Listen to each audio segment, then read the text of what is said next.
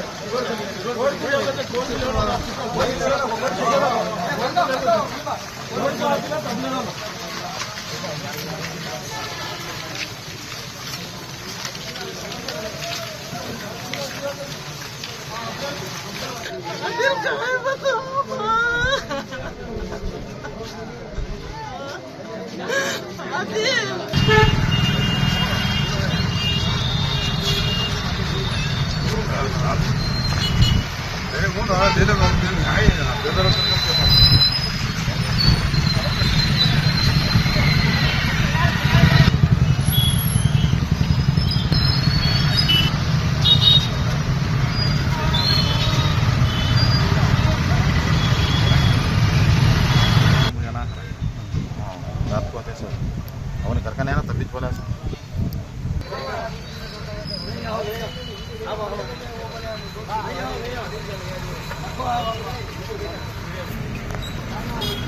ಏನೋ ಸಿದ್ದೇಶ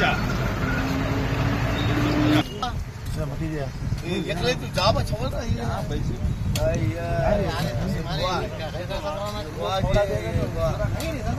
ಜಾಗಿ